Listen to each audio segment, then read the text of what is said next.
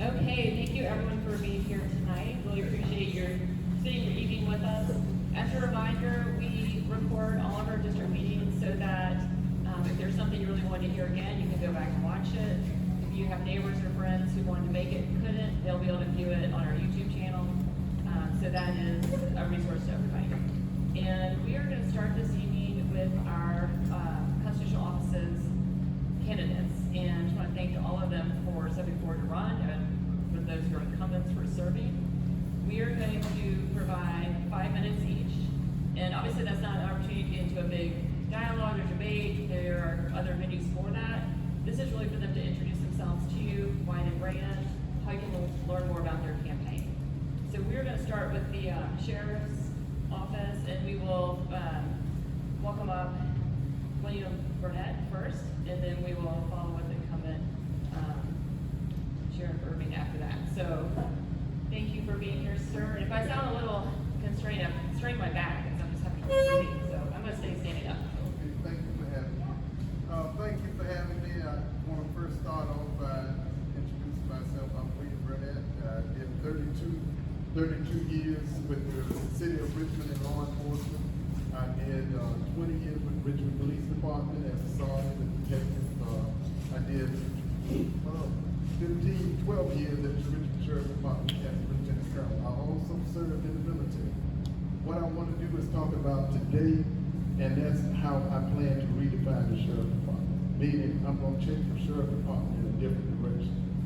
We're going to play a serious role in reducing crime in the city of Richmond, not just in a way of arresting people, but I have a 3-point plan that I want to put in place. I'm going to start off with my youth. My youth, I want to start with what we call it at the police department, a sound clown program. We call it a sound at the sheriff department, but that's what it'll be, Sheriff Athletic League. We also going to put a cadet program in place.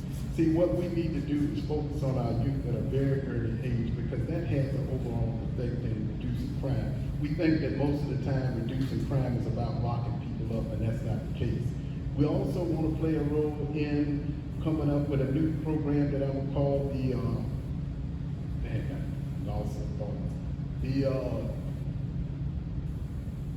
God, I can't believe the quality of life unit, that's what it is, the quality of life unit. Now that life unit is going to consist of handling events that the police department can then play a more serious role in the thing. So what we're going to look at is speeders, we're going to look at trespassing, we're going to look at packages being taken from people's porches, we're going to look at these guys out here popping wheelies. We're going to do a lot of things that will take the pressure off the Richmond Police Department, because we have to play a role, as I say, in the sheriff's agency as well. We also going to play a role in when it comes to substance abuse and homelessness and all of those types of things. But I don't plan on reinventing the wheel. We got some great programs right here in the city of Richmond. We got some great programs in Chesterfield. The HEART program is a program that's proven. It has shown that people takes a holistic approach and making sure that the people, when they come back out to the community, they come out in a better state. So we're going to play a role in reducing those types of things when it comes to not just locking people up. But one of the things I'm also going to look at is we're going to look at reducing crime when it comes to our violent crimes. We're going to start a warrant unit. That warrant unit is going to consist of people going out. We got tens of thousands of warrants at the police department and unserved. Last person on South Side that got shot, a person went into the store, pulled a gun on the guy, shot him, killed him, even after he gave the money. The guy was wanted in 3 different jurisdictions. So I'm going to play a role in going after those people, taking it back to the 1800s, going after those people who commit the worst of worst crimes in our city.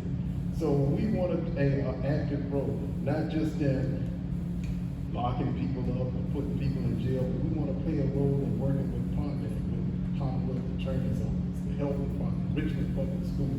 We're going to look at everybody to bring our partners to the table and make sure that we got a Richmond that can move forward, a Richmond that will be better for all people and not just one group. We're going to make sure that we can do everything we can to help the Richmond Police Department move the city in a different direction. So I hope that you can go to my webpage, it's William Burnett for Sheriff at ORG, or you can Google me at William Burnett and you can pull up all that information. But But I do plan on taking, if you don't hear anything else, I do plan on taking active role in how we push our brand in the city. We want to push it out the city, but it's gonna take partnership, and it's gonna take a lot of effort, it's gonna take work, it's gonna take staffing, it's a lot of things. But I'm gonna play that active role in doing it now. So if you have any questions for me, I'll be glad to answer. Do a quick time check. Sven, how are we on the 5 minutes? We've got 47 seconds. Okay, one question. Yes, sir. Staffing is very low. How, in what capacity could you impact staffing, and how important you find it to the solution? Yeah, the thing about it is, we have to take a different look at how we staff. And my goal is to staff like I'm looking for a football player. Not only am I gonna sell the sheriff department, but I'm gonna sell the city. I'm gonna make sure that when I bring people into the city to look at the sheriff department and look at positions and opportunities that we can give, I'm also gonna sell the city, the school districts, the parks, the canals, different things like that. You got to attract people, but you also got to make sure you can retain those people. So you got to have opportunities for them as well. Opportunities for advancement, opportunities for growth, and opportunities just sit within the organization itself. So the retaining part is the big part. We can hire people, but it's just a matter of retaining. Yeah, thank you so much. And just as a reminder, we do want you to engage with our candidates, but we have a full agenda. Their contact information is on the table, and I know that they will be eager to hear from you, and you can certainly submit questions and see them at other events as well.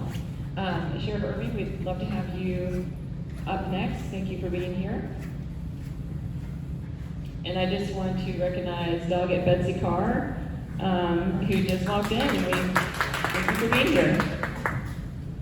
Thank you.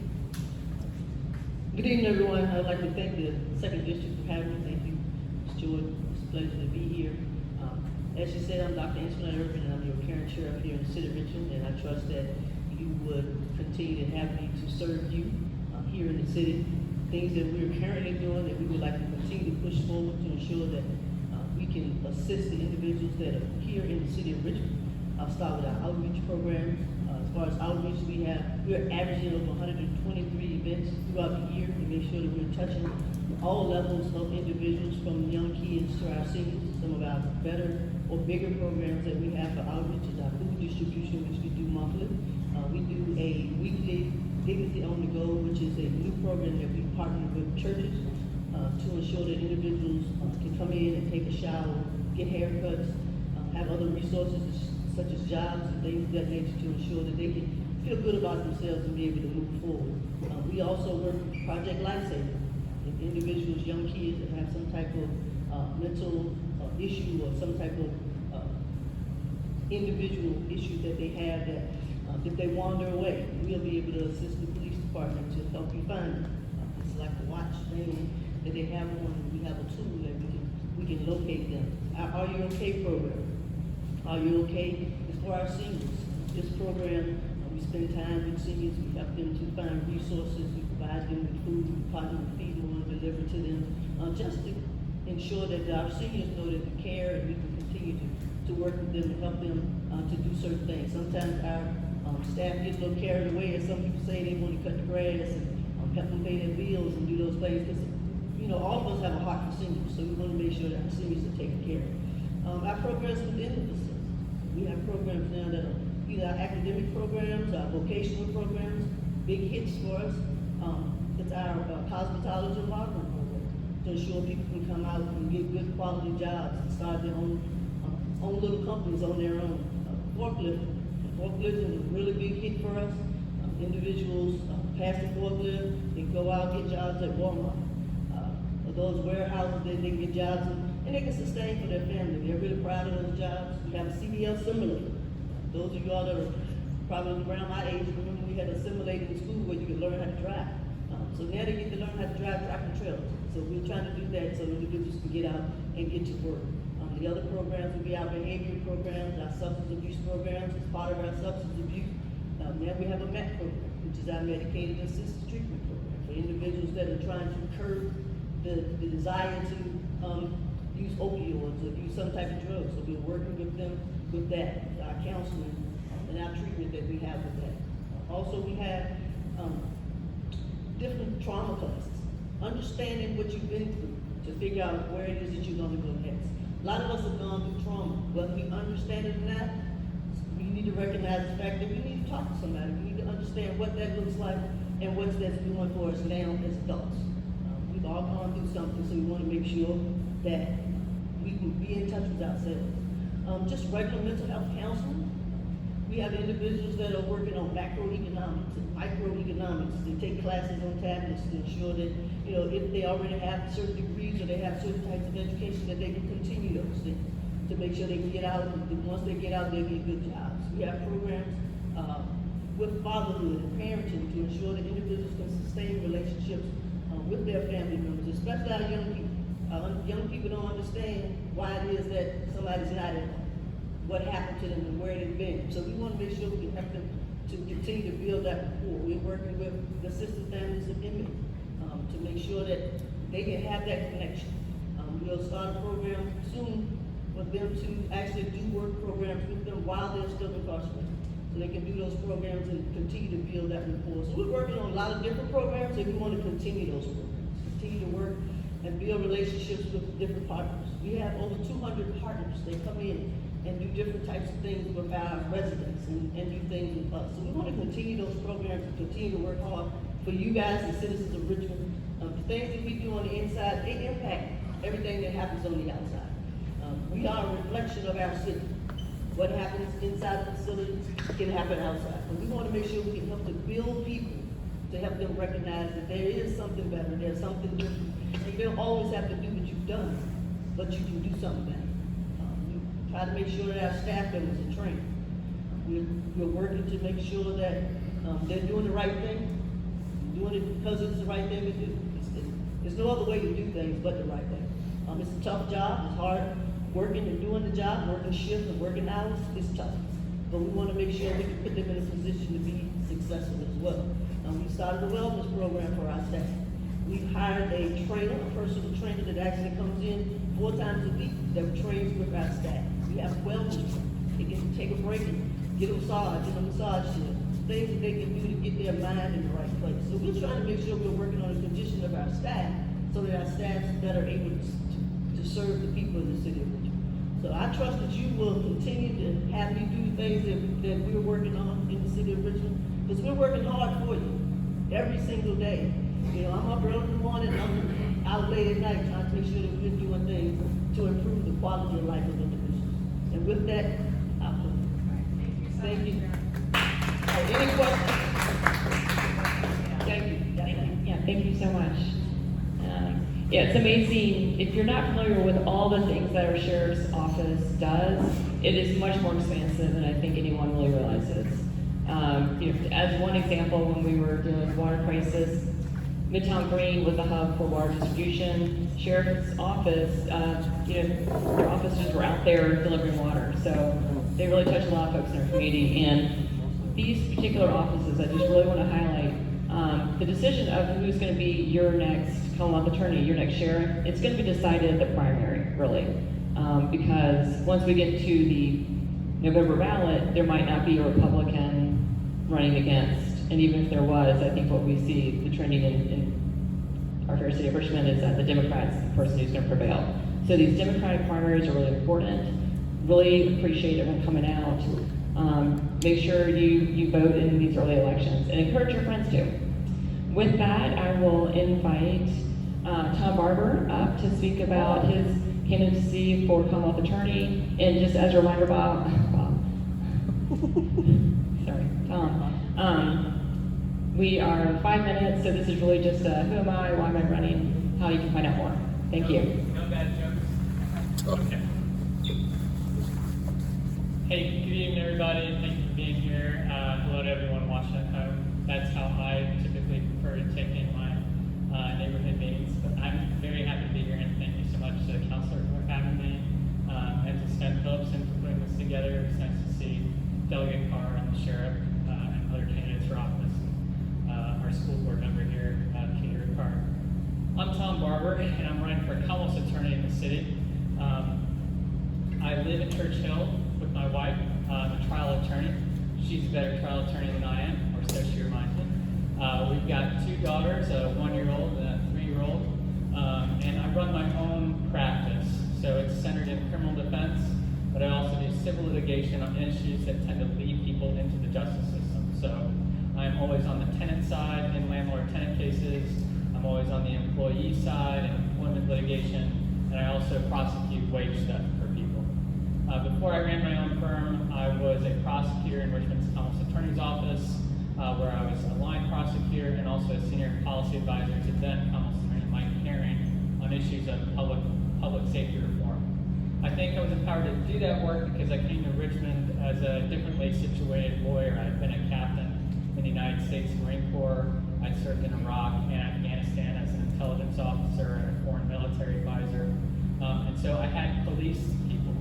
Anything that you see the Richmond Police Department doing, I have either probably personally done it or trained foreign security forces to do that work.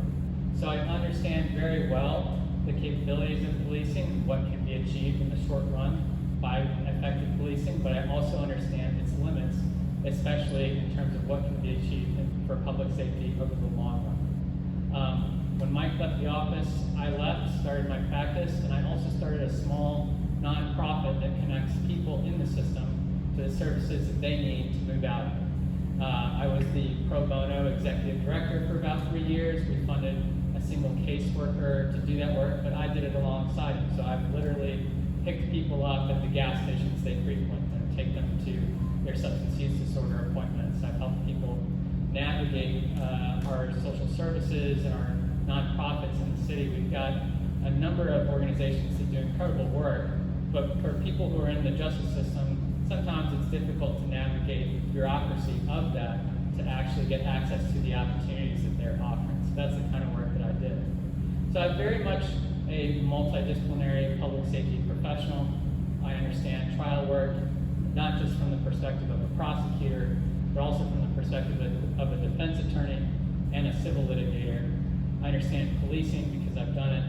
I also understand the power of social work, especially to address long-term recidivism rates and drive crime down over time. I am running for Commonwealth Attorney because I think we're missing some significant opportunities for public safety and the rule of law in the city. Chief among them, issues of public corruption, issues of traffic safety, and issues of gun violence. People at home or people here can learn more by going to my website, tomrvaca.com. That's tomrvaca.com. There's a 90-second launch video on there that's a lot more interesting than this, and I'll tell you my story and tell you a little bit about what I stand for.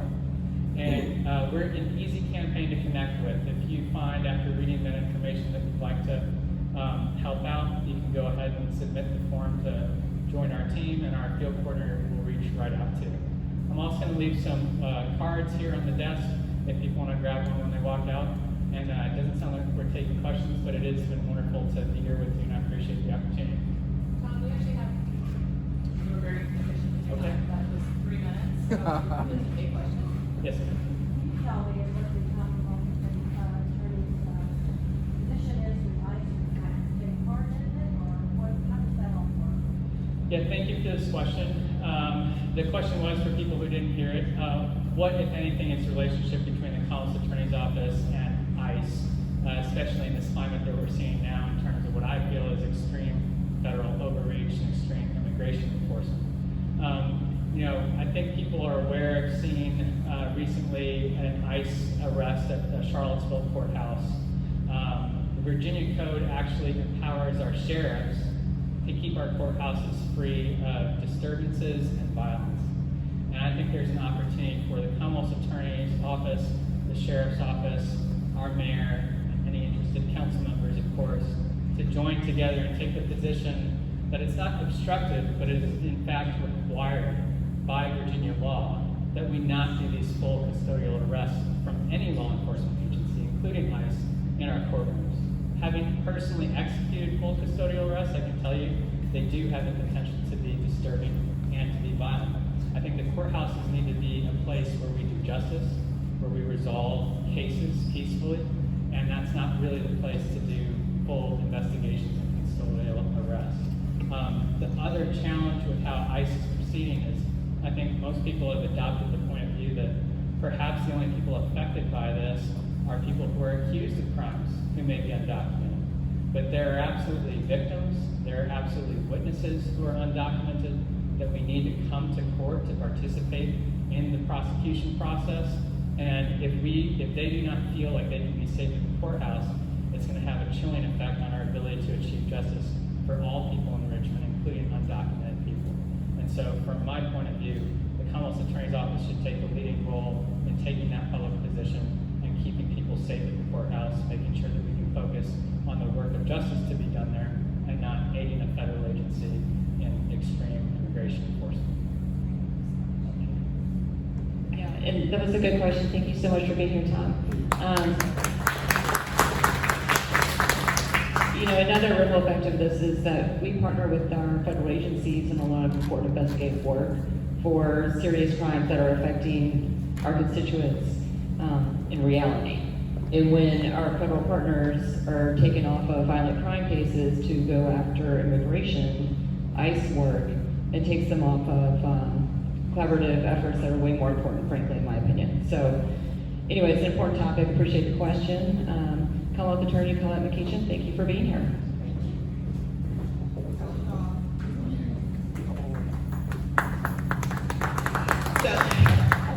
Applause first. So let's continue with that question regarding ICE and immigration. So I agree with Tom that our office has to be effective and proactive in protecting undocumented citizens and undocumented residents, whether they are Haitian or Chinese or Hispanic. And so what my office has actually done is created a blue card, and these are at the front table. My office created these free of cost, and they are going to be distributed throughout the city, not only in predominantly Hispanic neighborhoods such as Southwood and Manchester and Southside Richmond, but in libraries, in schools, in public buildings, and they have the rights that all residents of the city of Richmond have if they are confronted by an ICE agent. I want people to know that these blue cards are available courtesy of the Commonwealth Attorney's Office, that they are free, that they are accessible, and that you can rely on the legal information that is on them.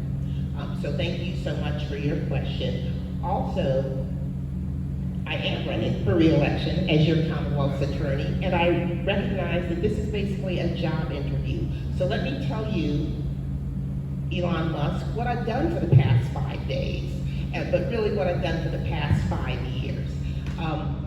First of all, to someone's point about what does a Commonwealth attorney do, I'm like the district attorney. So for those of you who are from outside of Richmond or Virginia, my office of 40 attorneys, 20 paralegals, and 10 victim witness advocates is responsible for protecting you. I am responsible for public safety and prosecuting felonies, misdemeanors, and some traffic infractions. I am concerned about public safety, I am concerned about second chances, and I'm concerned about accountability. And that's what makes this Commonwealth's Attorney's Office so effective. Richmond is on the rise, crime has been going down, and people feel safer walking around their neighborhoods, walking on Broad Street at night, walking in Harbor, walking in Scott's Addition, because crime has gone down over my tenure over the past 4 or 5 years.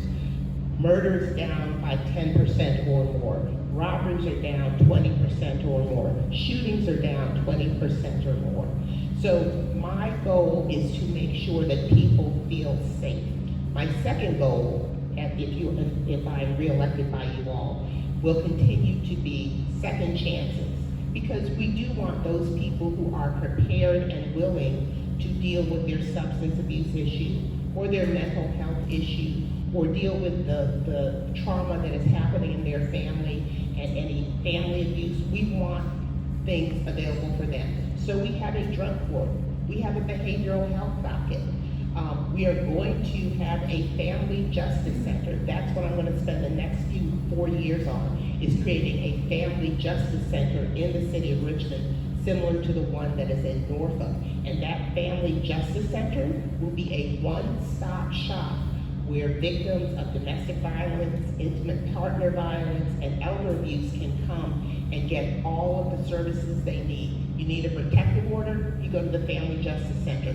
You need medical attention, you go to the Family Justice Center. You need somebody from RPS so that your child, the school knows why your child may be acting out, you go to the Family Justice Center. You don't have to get on a GRTC bus and figure out where to go and who to see. All of those representatives will be co-hosted at the Family Justice Center. And so that is what Rupa Murthy from the YWCA and I are working on. The third prong of a successful Commonwealth Attorney's Office, which Richmond has and will continue to have if you decide to re-elect me, is accountability. Everyone here, all of the candidates realize that not everyone needs to be incarcerated. Not everyone needs to be convicted. There is not a one anything that fits everyone. So there is a continuum of alternatives in our office, from whether or not you are convicted of your first felony, to whether or not all of your time is suspended, to whether or not you decide to engage in the restorative justice process and have your charge dismissed. All of those options are currently available in the Commonwealth's Attorney's Office.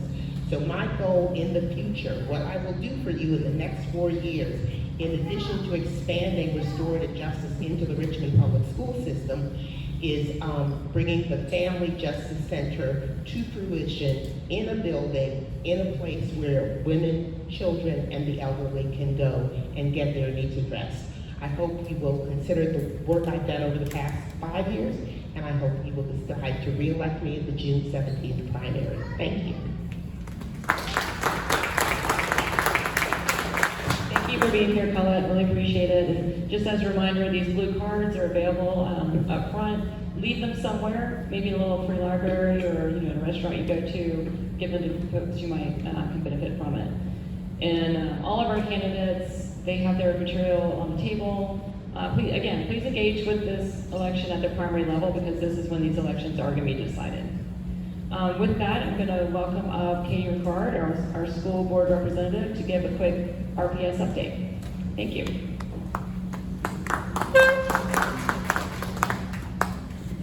Thank you, Catherine. Thank you, everyone. And for our candidates, I just want to say I appreciate your focus on our youth and RPS and restorative justice. That is all things that are so important.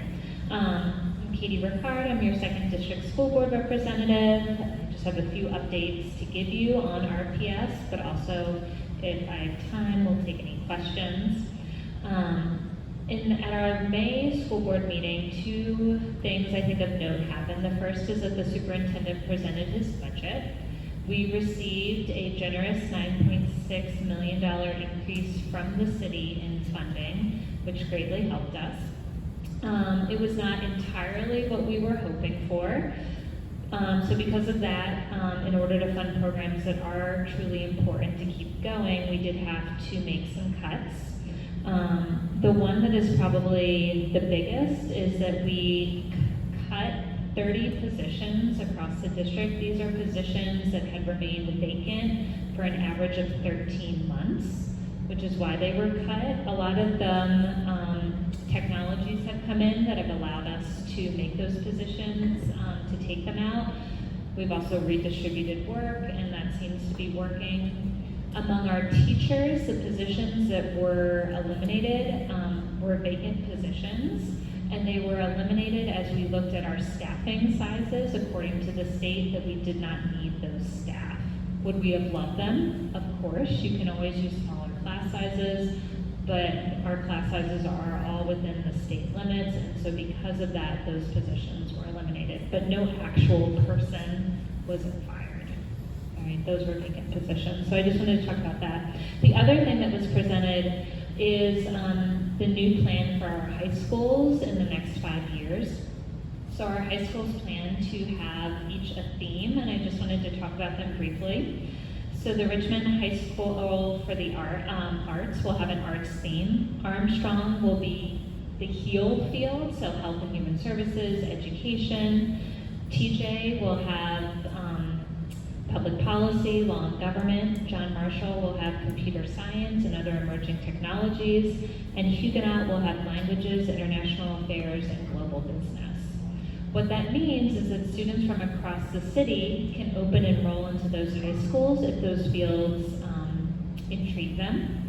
The other question that I sometimes get is, if you're just zoned for that high school, do you have to do that field? And the answer is no. It's kind of a choose your own adventure within that school, but it is designed because studies have shown more and more that our students need work-based experiences in high school. And I think especially for our Richmond students, if they can use this to get a certification and go into a field immediately after graduation, that's amazing.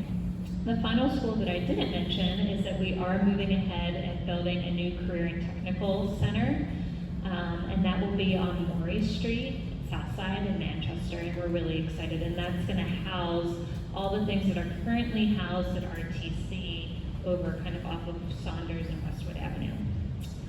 So those were kind of the key things that we looked at for May. We will be voting on the budget at our June meeting, which is June 3rd. The other thing we'll be voting on, which I know pertains to some residents of District 2, is we will be voting to officially give Abner Clay Park over to Parks and Recreation. That's something we've been working on for a while. Abner Clay Park is right next to the Richmond Success Academy, formerly the Richmond Alternative School. The Jackson Ward Civic Association has really wanted that handed over to Parks and Rec so they can help partner and support that park, and the process is finally done. And we're all really excited about that. Just some staffing updates within our District 2 schools.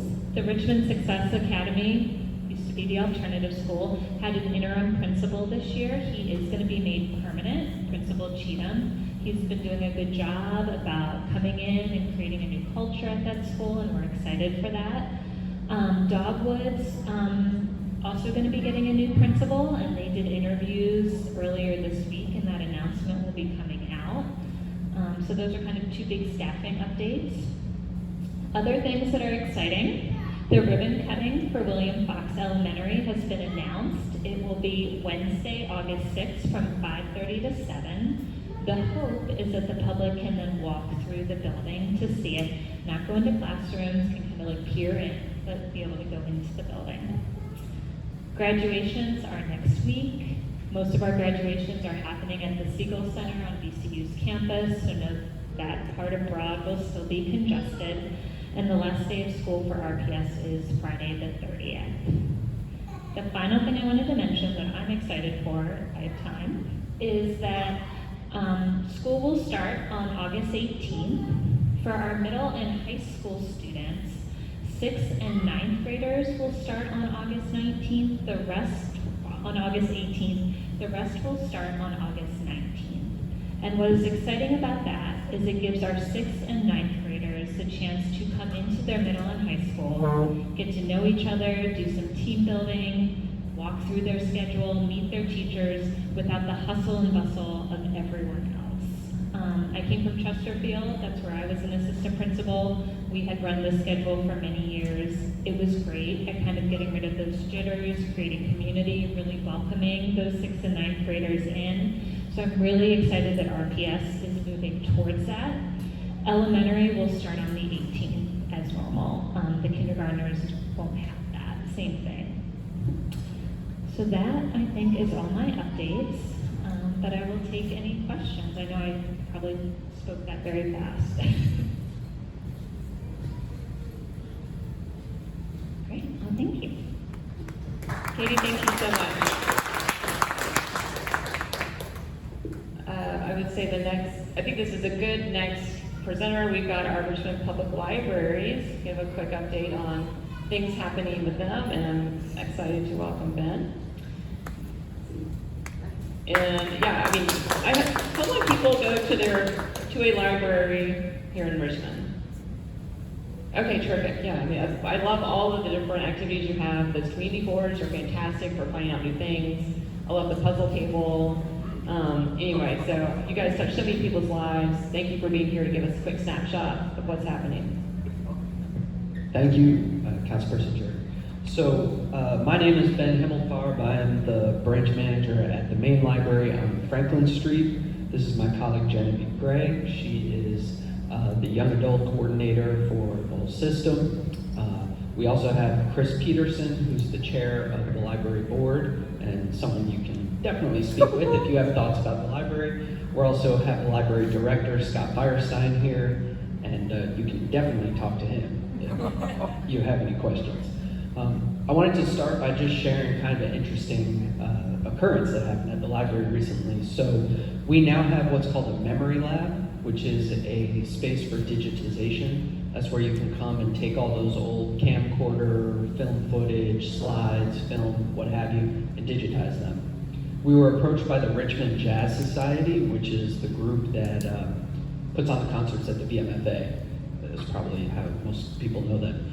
And together with them, we uncovered a scrapbook in our collection from the 1950s of a group called Modern Jazz Richmond that were, at the time, probably kind of nerdy, jazz nerds, who brought world-class acts to Richmond, and there was a unbelievable amount of photography in this scrapbook of the interiors of clubs along Broad Street and some on North Side.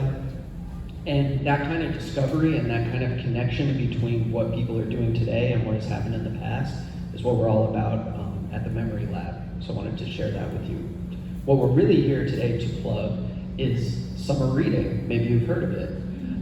If you're wondering what to do this summer to keep your family excited and engaged and prevent the summer slide, which I'm sure our school board members are familiar with, Richmond Public Library's summer reading program is the answer.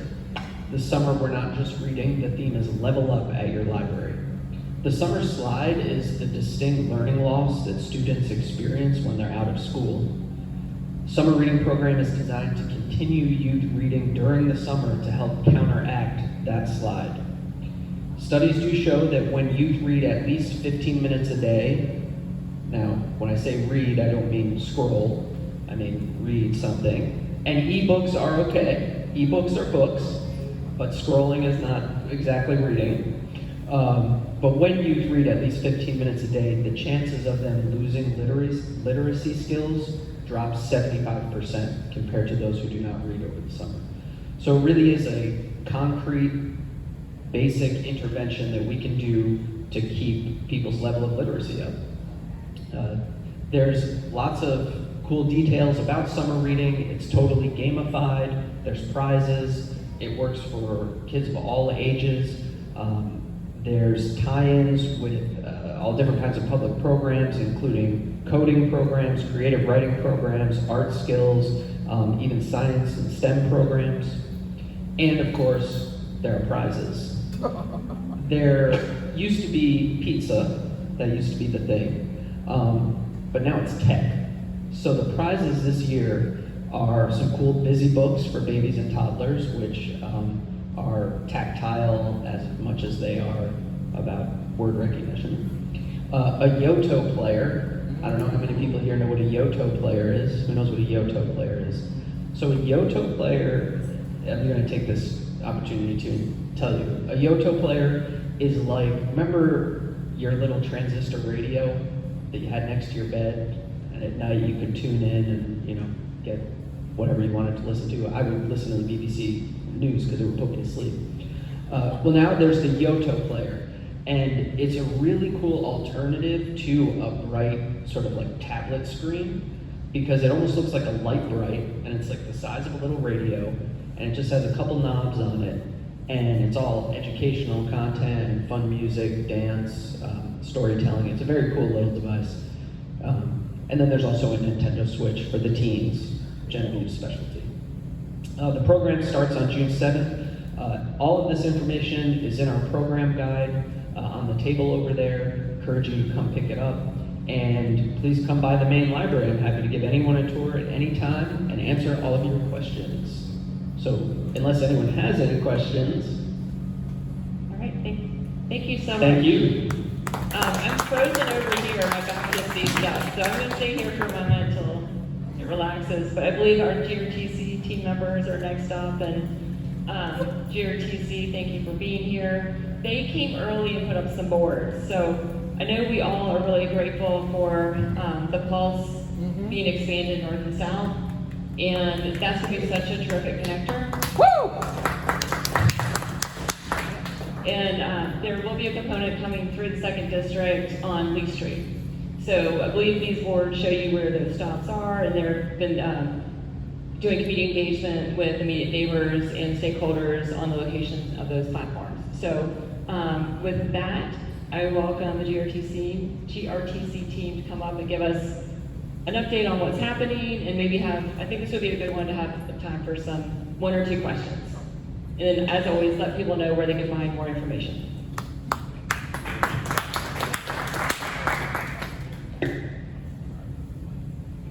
Thank you.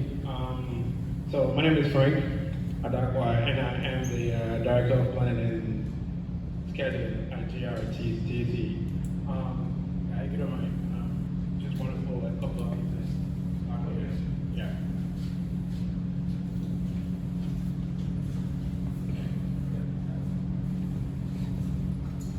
I just want to bring this a little bit closer so I can stick to it real quick. I understand I have about 5 minutes, so don't want to waste anybody's time.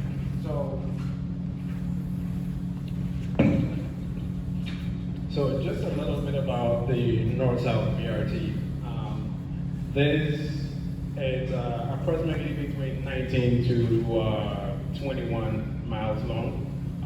Currently, what we're focused on is the one within the city, which we refer to as phase 1, and that is a green one right here. So that starts from the Brook Hill Atelier Shopping Center all the way through downtown, goes on the Manchester Bridge, Hall Street, Bell Boulevard, and then all the way back on Midlothian Turnpike, where we're going to, I think the turnaround is somewhere around the Spring Line at District 60.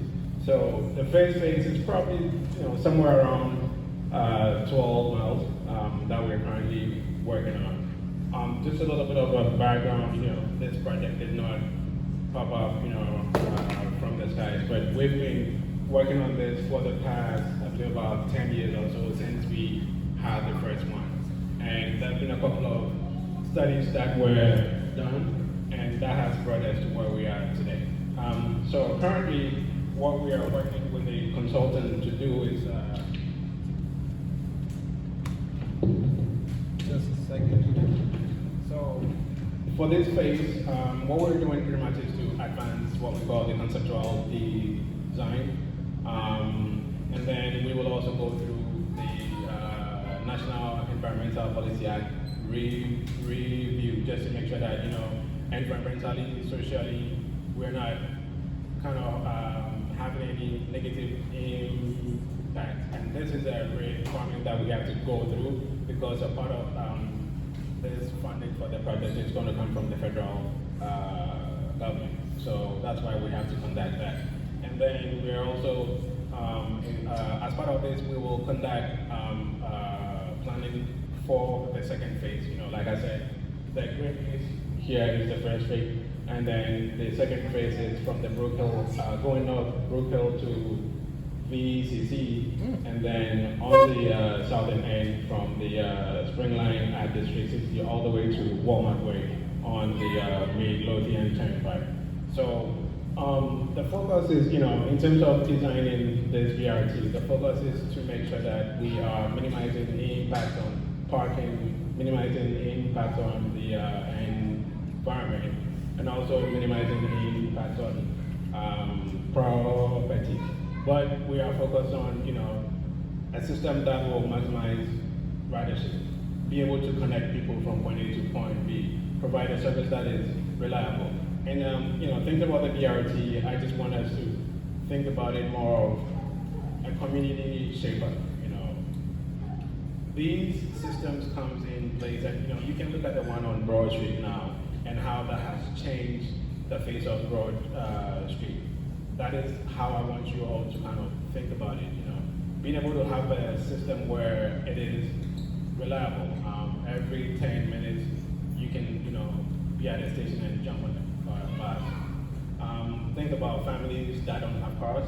Think about families that have like one car and they have to share. This provides them with some sort of an alternative where they can move from point A to point B.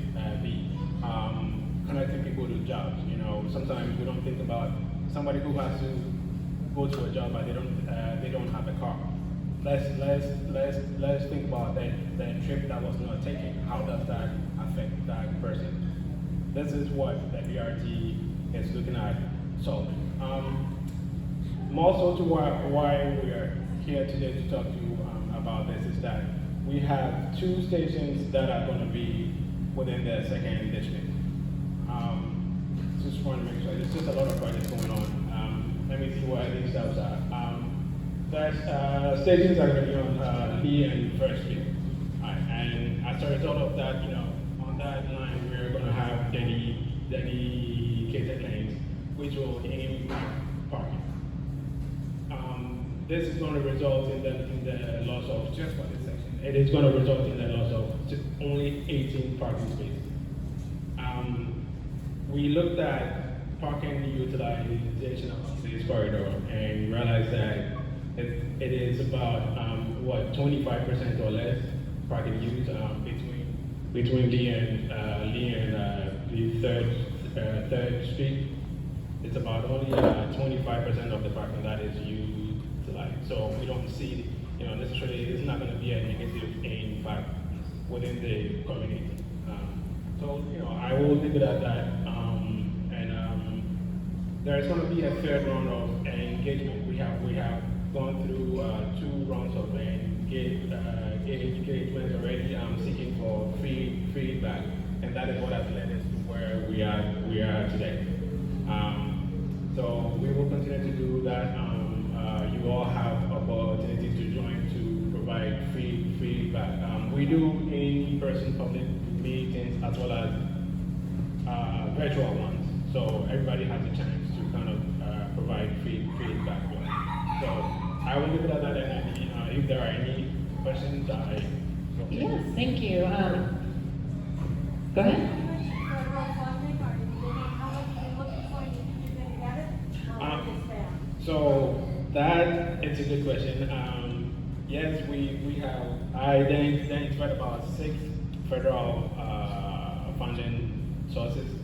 That is not the only source that we are looking at. We are also looking at ones from the state and then some grants from the CBTA. But on the federal phase, the question is, are we going to get it? Most of these federal funding of federal grants are competitive ones, right? So what we're doing at this point is to strategically position this project to become competitive, so that we can compete with other projects across the country. So that is what we are focused on Okay, I doing. have one more question. Sure. Actually. I'm going to take this to you, sir. This is a picture of 21 Lee. This is the 1910 building, which is the African American Normal School. Sure. And it is currently in use as an apartment building. People live there year round. The same way across the street, the Lux Church is an active part of our neighborhood community. I have concerns that all of the building and construction sites that they're doing will limit people's lives.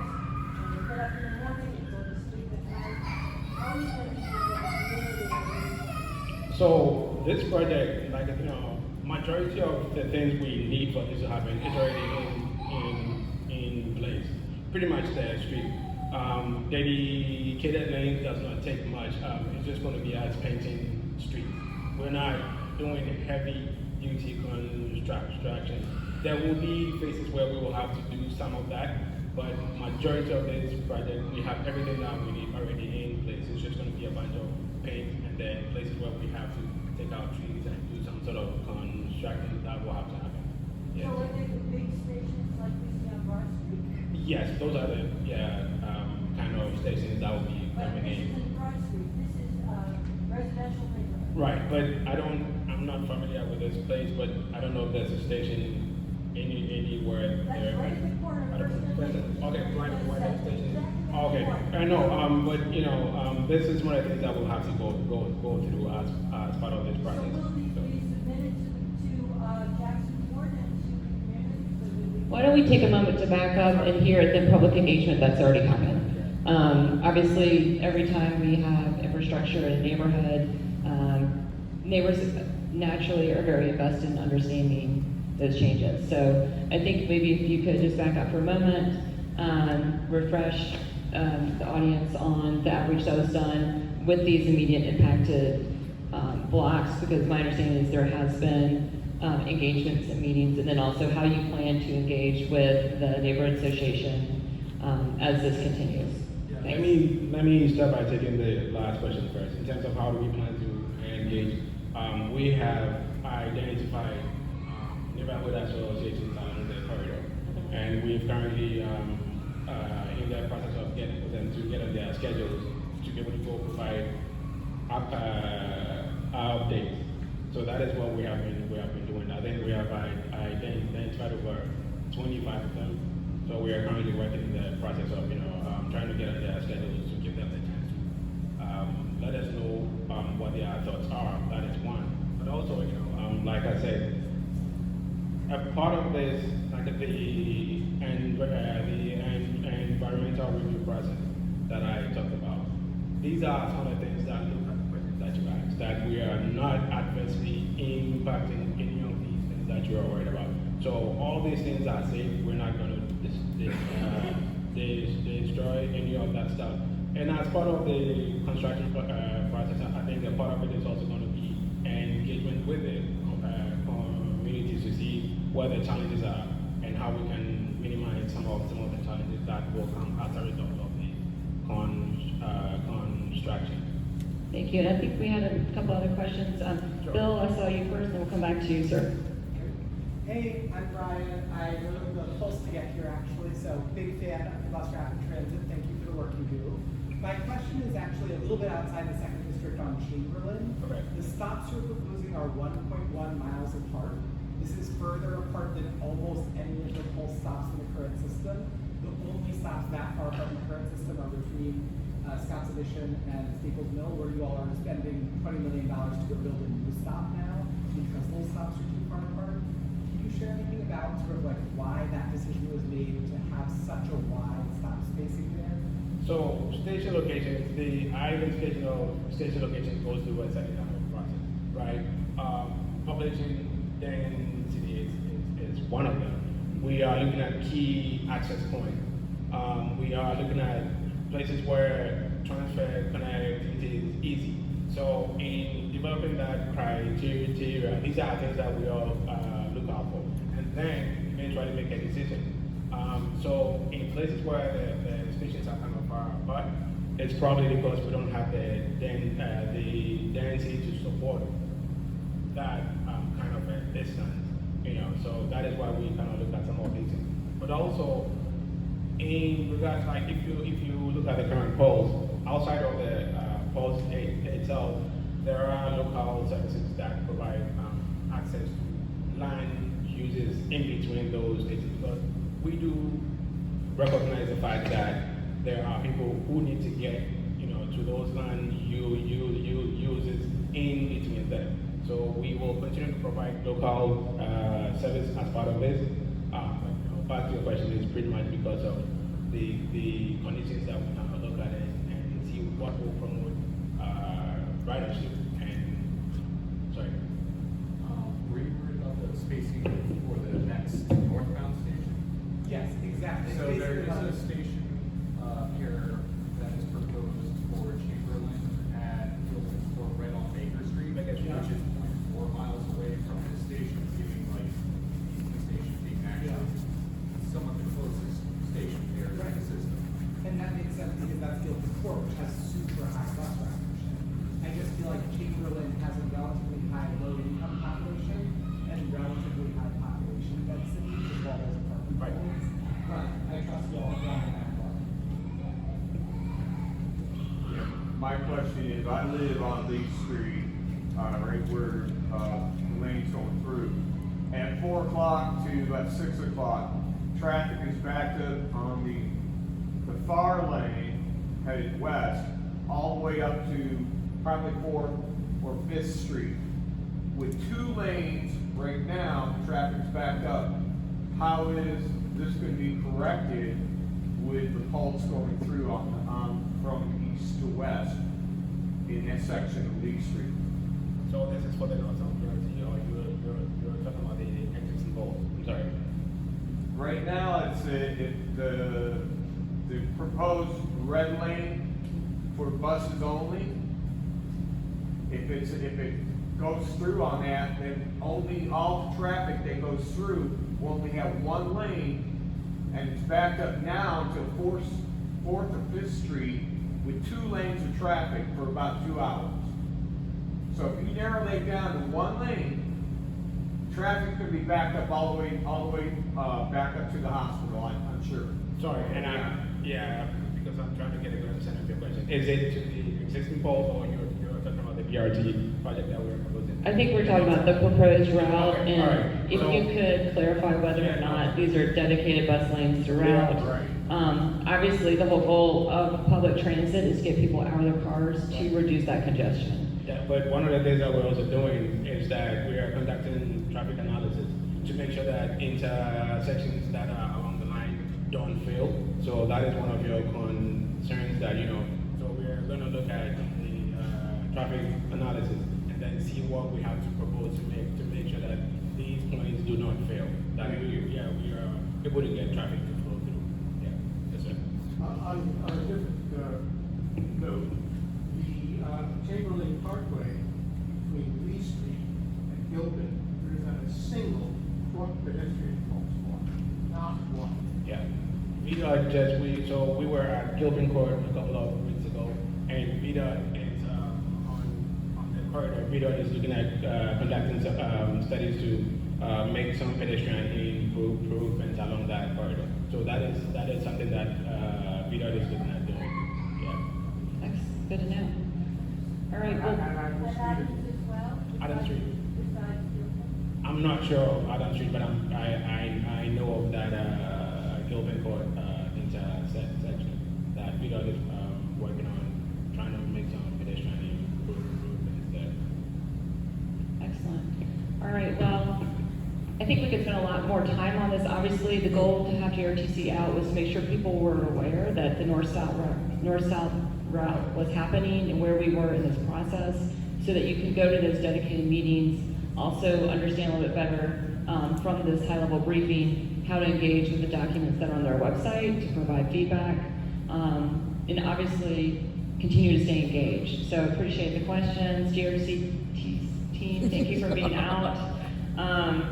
And I think you guys brought some swag, so as people leave, don't be shy about grabbing a bag and showing it off that you support public transportation. No, thank you very much. I just want to say, let's continue to engage. The website has a lot of information on it. If you have questions, and then that is also the place to find information on where the next public engagement is going to be. So please, if you can, continue to review that, provide us with feedback, and we will continue to incorporate that into the project. So thank you very much. Thank you so much. And then just moving on to our next presentation, we have Fan Resident, 2nd Districtor Kevin Vaughn, Director of Planning, here with us to give us a quick snapshot of where we are on the code refresh. I think it would be also helpful, Kevin, if you don't mind, just giving an update of what happened last night at Planning Commission when it comes to the Cultural Heritage Stewardship Plan, because that's something that, a district, the 2nd District has a lot of historic inventory, and I know we have a lot of cultural assets, so if you could just start off with that, please. All right. Do I have to? Okay, I'll do it for you. No. I'll do my best to navigate. So, the city for the last 2+ years has been working on the Cultural Heritage Stewardship Plan. And what it is intended to do is And I think Kim Chen, who's the senior manager of our Authenticity Studio, described it really well. It's really an antithesis to the 1940s Harlem Port Development Plan for the city, which if you dig into it, really sought to erase and plow over a lot of our cultural heritage.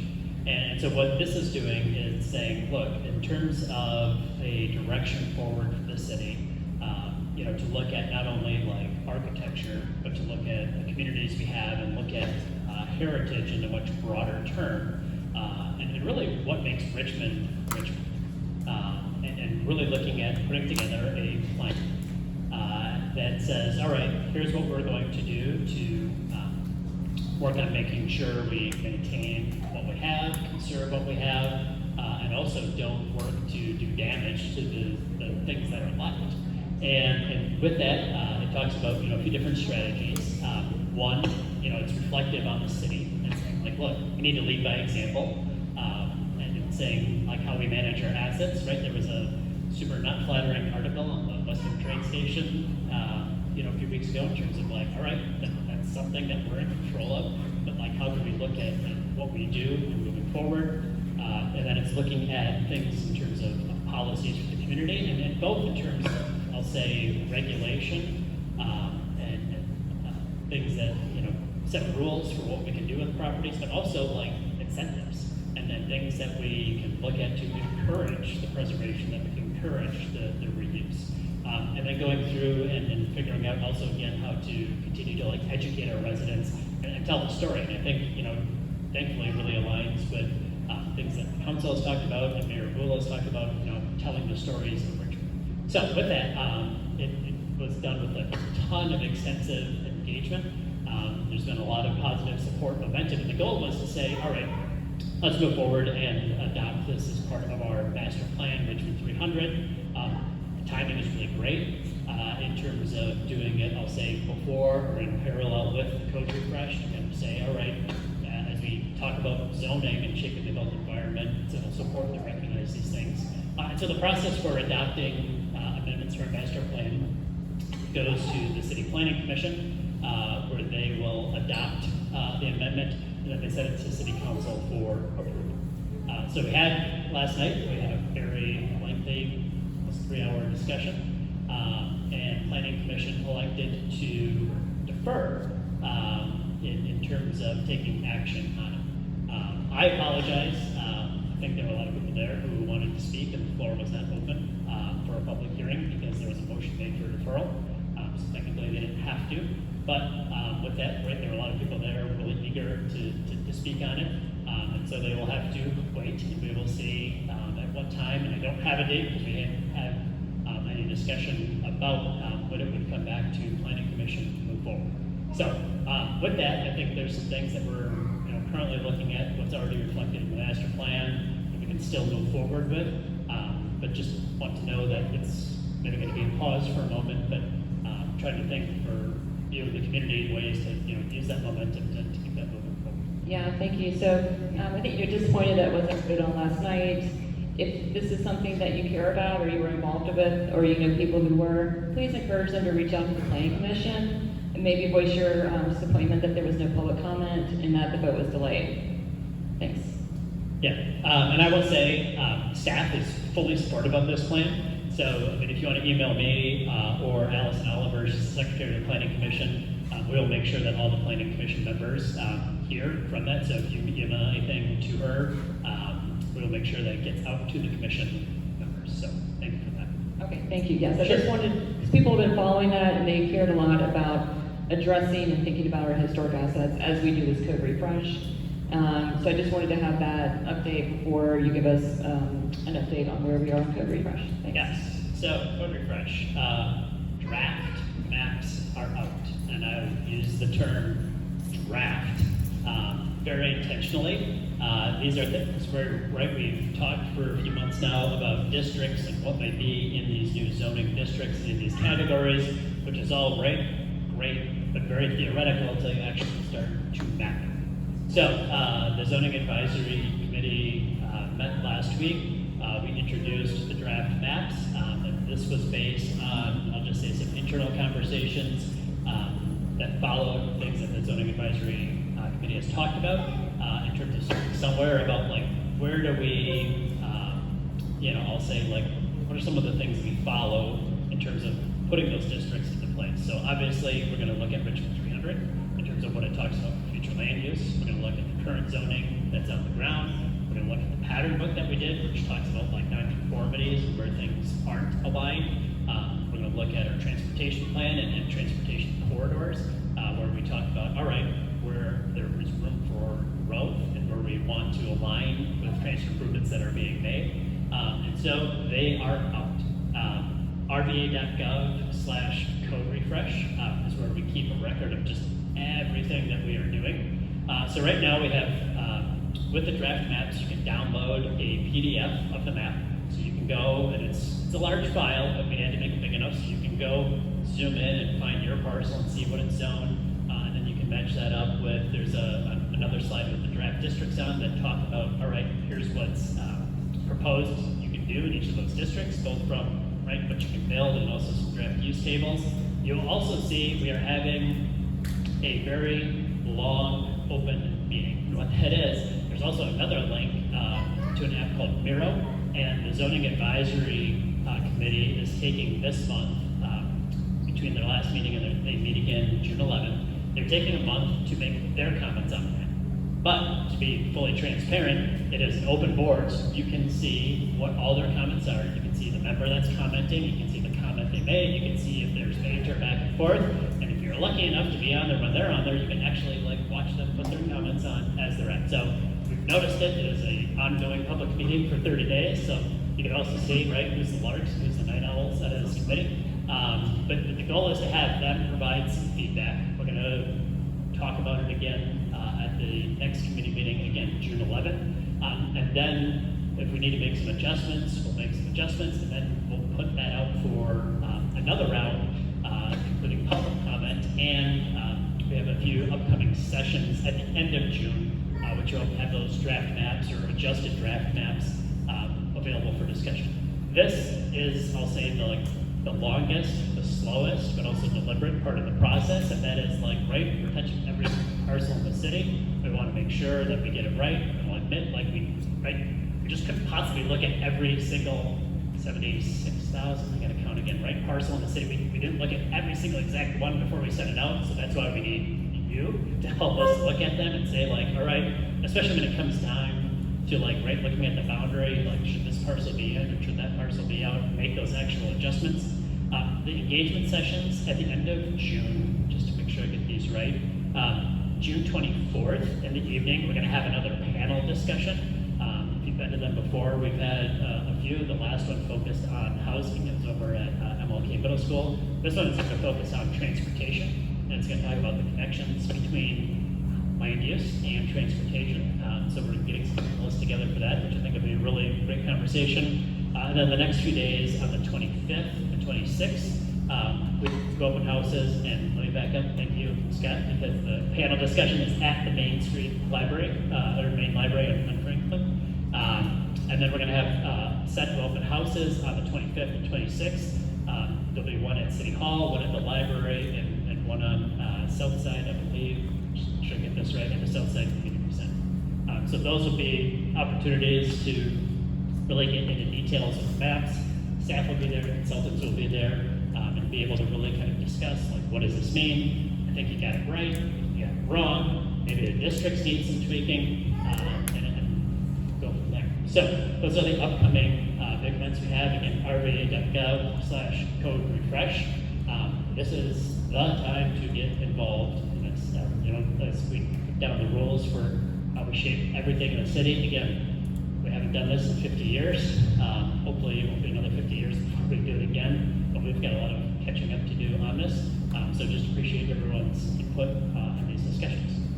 Thank you, yeah. And Kevin, I think something that you said at one of the sort of pre-meetings for the code refresh at Dogwood that really resonated with me is, let's make it easy for people to build what they want and difficult for people to build what we don't want. So, the don't want is what has to go through an SUP, right? And so that's where you have a more fine-tuned look on it, and appropriately it goes for, you know, public comment, et cetera, at their meetings. But the things that we know that our community wants that resemble what, you know, comes out through our master plan process, let's make that easier. So I appreciate that comment from the earlier meeting. Do we have any questions? I know this usually is the part of the meeting that we get the most engagement from the audience. I was hoping Jared to see was going to get the boards in case you needed to step on it. Yeah. All right. Sure. One problem on Jackson Ward, and which map are you speaking of? You speak about historic Jackson. Because boundaries, every time I look, are drawn differently. Every different division of the city government, when they're talking about Jackson Ward, they're talking about something else. Sure. I think it's a really important question. I would say a few things, and let me maybe try and differentiate. There is a map, there is a boundary for Jackson Ward that is their civic association boundary. Just like every other civic association in the city, those are grassroots, those are bottom up. If a civic association tells us, and really we're not responsible for the civic associations, we just keep the maps. So if somebody tells us, right, hey, we formed a civic association, it encompasses these boundaries, we map it. So that is one layer of a map. There is another, I'll say, boundary for Jackson Ward that we did when we did the pattern book. And so it kind of follows some of the properties that are in the civic association, but it also pulls some other pieces in. It is not a one-for-one. And the purpose of that when we did the pattern book was trying to get kind of a swath of different land uses to get a better understanding of what was in there to understand the character. So I know, right, there's been a lot of chatter about Oregon Hill in terms of the boundary that was drawn around Oregon Hill is different than their civic association. I will say the same thing. We did not include fully the museum district or the fan. We drew a boundary that kind of included both because we were trying to get the essence of what was happening there. There's a third one about Jackson Ward and the old historic district. And in terms of, let me back up. There's two Jackson Ward when it comes to history. There's a map that talks about the federal nomination or the federal register, what properties are in terms of if you're in there. There's landmarks you can get tax credits to do projects taking advantage of because you're in that historic district. And then there's a city owned and historic district, which is a part of that and different, which is you can get the credits, but it's also regulatory in terms of projects have to go through the Commission of Architectural Review for approval. Part of this conversation, when we talk about design of old historic districts, I know council member has a request to look at both Jackson Ward and Carver in terms of eligibility and the potential for either a design overlay or a old historic district. So that will be talked about once we kind of get the base zoning right. We are going to have some conversations about old and historic districts, and what we'll have conversations also about is probably not going to call it design overlays, but I'll say we're going to have conversations about something in between. Because right now, on one end of the spectrum, we have an old and historic district, which is very regulating in terms of like architecture and details, and then you have everything else, where anything goes so long as basically you meet, right, basic zoning and building code. There's no like kind of in-between design elements. And so we're going to be working with civic associations and asking them, all right, if we do any type of additional overlay, and maybe this only applies to new construction, are there some basic things that maybe you want to see in terms of like windows, a roof, a porch, materials, certain dimensions? Put those in. Now this is the time to have that discussion and decide, like, do you want another layer of regulation? But going back to your point in terms of that regulation being, I'll say, check marks. It's not going to be going before a board for approval and saying, look, here's the things you need to do for construction. So you submit your building plans and it does these things. It gets, so I know it weighted in, but like there's a lot of different maps, and ultimately what's going to come down to what this process is the zoning map in terms of the zoning district of what you can and cannot do with your property, and then within that an overlay that talks about potentially old and historic or design overlays that may encompass certain parts of the neighborhood. Thank you. The back and then we'll come to the front. Thanks. Is this gonna allow, this map, or this change, gonna allow like Randolph, north side, like the near West End, to have the density or greater that the fan has now, AKA legalize the fan? So one of the policy discussions that's been discussed is, right, how many dwelling units could you have on a lot, or how many dwelling units can you have in a structure? And so right now, most of the city, about 60% of the city, you can have one dwelling unit and an accessory dwelling. So about 2 years ago, we had 3 zoning changes. We talked about parking, we talked about ADUs, and we talked about short-term rentals. And in that legislation, council allowed to say, all right, in a residential district, if you have a single-family home with one dwelling unit, you can add an accessory dwelling unit that's up to about 1/3 of the size by right. That ADU can be in the structure, it could be a separate structure, but you can have one plus a smaller one. One of the things that came out with the first round of engagement is the advisory committee has proposed is that the new baseline by right would be 2 units in a structure plus an ADU. What's up for conversation, and I think we've had a lot of it, is if we go with that approach, what does that look like? So if you have, right, 2 dwelling units and a third as an ADU, does that mean that it's all in one structure? Does that mean 2 units in a structure and your ADU separately? Does that mean 2 units plus an ADU, so 3 structures in total? And if it's 3 structures, is it side by side or is it front to back? I mean, there's a lot of different ways to slice it. I would say that has been the main topic of discussion for residential areas in terms of the allowance for dwelling units. What generally has not, well, what has also changed is looking at either reducing or eliminating in some areas like the lot width.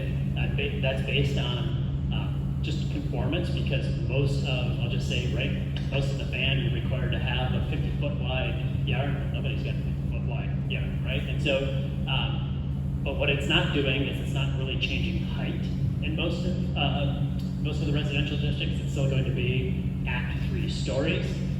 What it will look at is like, all right, along maybe major transportation corridors, and this is, I think, where a lot of the discussion is going to come, to what degree would you upzone those areas? So places along, Broad or Ash or Robinson, like, are those areas where you'd want to see either additional density or additional height?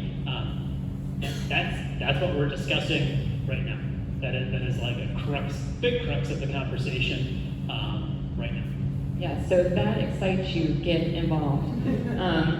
Jeremy. Yeah, Kevin, thanks. I've been engaged with the process from the very beginning. I was on the Richmond 300 Driving Environment Advisory Group.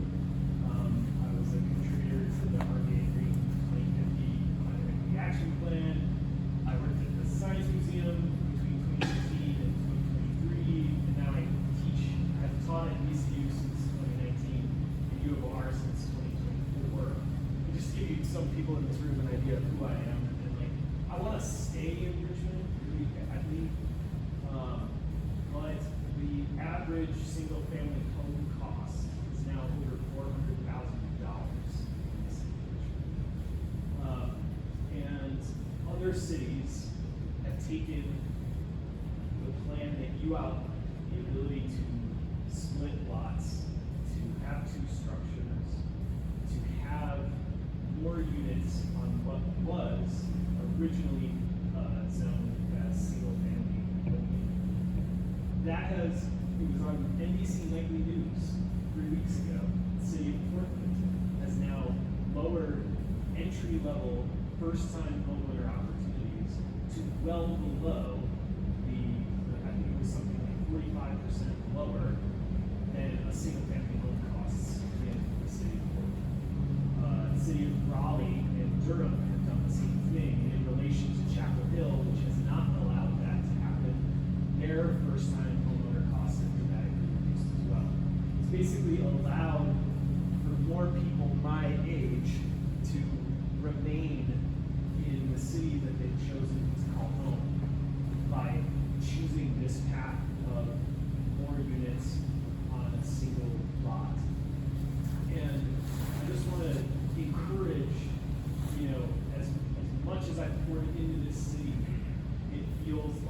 sometimes that resistance to change in that direction is given more weight than people like me who show up and invest time in the process to secure a place long-term here in Richmond. So I just want to encourage you that there are hopeful examples of that process being really successful in achieving affordability for people like me, and encourage you to continue to support that, even if it might be a scary change for incumbent homeowners to accept. Thank you. I would actually like to speak to that. Sure. I moved here from Charlottesville. Charlottesville had embraced this particular path of increased density, and the upshot of it was nothing got cheaper. Many people who were living there were forced out by the increased assessments, and the public institutions, the government, the schools, the police, the fire, failed in 2017 and had yet to regain their feet. And the notion that increased density somehow makes things more affordable is a cutoff. Leaving that aside, I understand that places need to change and grow. And the problem is that which is coming in is done at the expense of those who are already there. Or to phrase it differently, that which permits the new destroys the old. And there has to be some way, some balancing protection. In Richmond, the crux of it is the assessment. That's why everything is becoming more expensive. The annual assessment based on not what you paid for your property, but what you can sell it for. And so I understand why you want to stay here. Because I moved here within 4 years ago because it's a living city. But I have yet, except for the GRPC, which I applaud heartily, I have yet to see any of these big plans over the last 50 years bear any kind of edible fruit. Well, this is obviously a topic that people are passionate about and can create really robust dialogue. We are going to move on to the next topic. Appreciate everyone commenting on this. Obviously, people want progress. Change can be scary. And I think the point of having this protracted conversation is so that people can feel involved. But our city is growing, and I say this a lot. You don't want to be in a city that is not growing, because that means you're probably not thriving. And I drive across the country all the time. And when you go through a locality that's not doing well, that is bad for everyone. So the challenge is, how do we grow in a way that's respectful of the things that brought people here, right? But in a way that can accommodate that continued growth, because we're not going to be a static. The goal is not to be static, right? You got to be growing. But anyway, Jeremy, I always appreciate your involvement, that you represent a lot of folks who put energy into it. Larry, same to you. I know you're passionate about the neighborhood association. There are going to be times where we're not going to come to alignment. That's just a reality. But my goal is to try to make sure everyone knows where they can be engaged in these topics, where they can find resources to educate, and that they're not surprised as these milestones march along. Because you don't want to find out about this when the report's done, right? Or when we're voting at council. So Kevin, I appreciate you being here tonight. I imagine all this information is on your website. rva.gov/code refresh. Everything we do related to it, historically from when we started this process, it's all there. Excellent, thank you so much. All right, so I'm gonna do a quick time check. We are, appreciate it. Okay, all right, the last thing I had here on this agenda, and I'm just really honestly gonna combine this with sort of my general second district update, so we have more time for Q&A. But the budget has wrapped, we voted on it. As you heard from our school board representative, they'll be putting on their budget soon. And as with every single budget, as soon as it's over, you're starting on the next one. Because there are things that you can get, there are things you're hoping that the state and the federal government will assist you with, or you're realizing they're not gonna help you with, and you're having to adjust. So where we are right now, as a council member, and I chair GovOps, I'm also vice chair of council, and I am on a ad hoc committee with the finance chair, Councilwoman Ellen Robertson, on the budget process in general. So we are looking at how it goes, when is the calendar sufficient for what we have, and then, lessons learned so that we can have every year you've got to improve. Can it be smoother next year? Are there any questions on the budget? Otherwise, I'll move into other general district updates. Okay.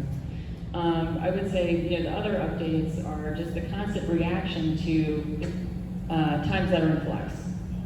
Times that are in flux within our own council, within our own administration, and obviously beyond the walls that we don't have as much ability to influence. But the things that I do have the ability to influence, it's local government, and that's gave me renewed purpose after the last elections. Clearly, there are things that are going great in the city. That's why we love Richmond. That's why we're here. That's why our friends come to visit us. That's why we brag about it. There are things in Richmond that are not going great. And it's really frustrating, to be on that team when hits keep coming. And I think people probably could guess I'm talking about the finance department and the incorrect bills, the unnecessary bills that have been sent out.